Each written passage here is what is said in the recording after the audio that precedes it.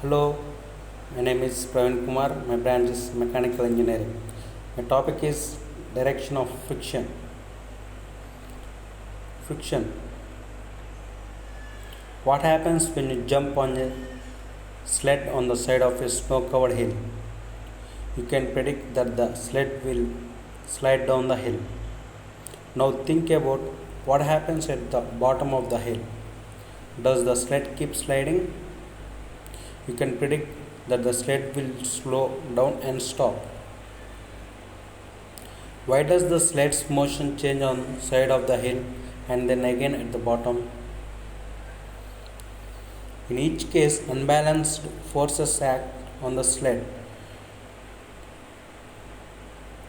The force of gravity causes the sled to accelerate down the hill. The force of friction eventually causes the sled to stop. These two forces affect many options on air. Friction.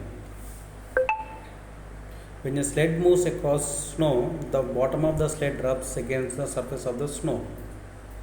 In the same way, the skin of a firefighter's hands rubs against a polished metal pole during the slide down the pole.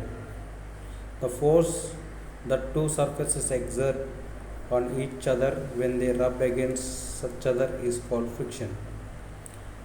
What are the causes of friction? In general, smooth surfaces produce less friction than rough surfaces.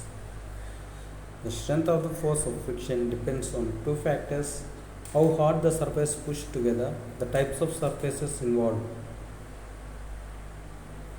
The skates in figure 4 get a fast ride because there is a very little friction between the skis and snow.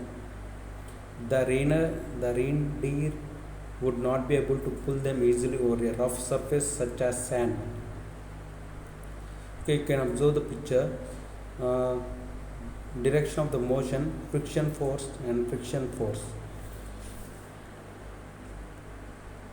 Friction also increases if surface push hard against each other.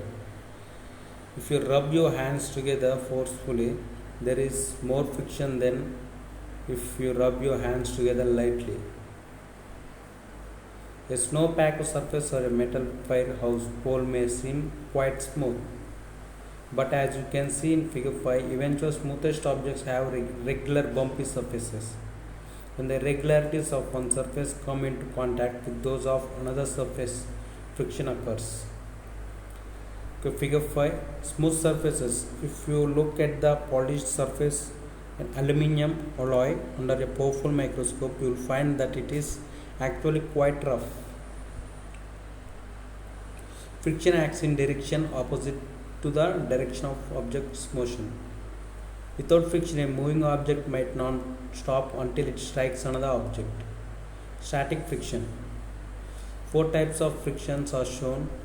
The friction that acts on objects that are not moving is called friction. Did you understand? The friction that acts on objects that are not moving is called static friction.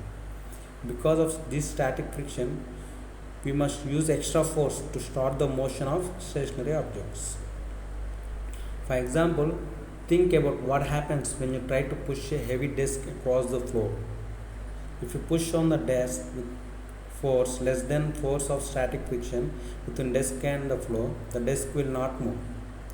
To make the desk move, you must exert a force greater than the force of static motion. Once the desk is moving, there is no longer any static friction. However, there is another type of friction, sliding friction. Here we can observe the pictures carefully. Direction of the motion, sliding friction. These people are using the objects with friction, intended direction of motion and static friction, direction of motion, rolling friction, sliding friction. Sliding friction, it occurs when two solid surfaces slide over each other. Sliding friction can be useful. For example, you can spread sand on an icy path to improve your footing.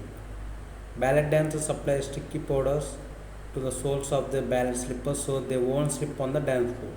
And when you stop your bicycle with handbrakes, rubber pads slide against the tire surfaces, causing the wheels to slow and eventually stop.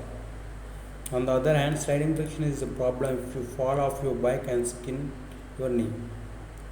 This is all the same example. Rolling friction. When a object rolls across the surface, rolling friction occurs. Rolling friction is easier to overcome the sliding friction for similar materials. This type of friction is important to engineers who design certain products. For example, skateboards and bicycles need wheels that move freely. So engineers choose ball bearings to reduce the friction between the wheels and the rest of the product. These ball bearings are small, smooth steel balls that reduces friction by rolling within moving parts. Here you can observe fluid friction. Fluid friction. Fluids such as water, oil, or air are materials that flow easily. Fluid friction occurs when a solid object moves through fluid. Like rolling friction, fluid friction is easier to overcome than sliding friction. This is why the parts of machines that must slide over each other are often bathed in oil.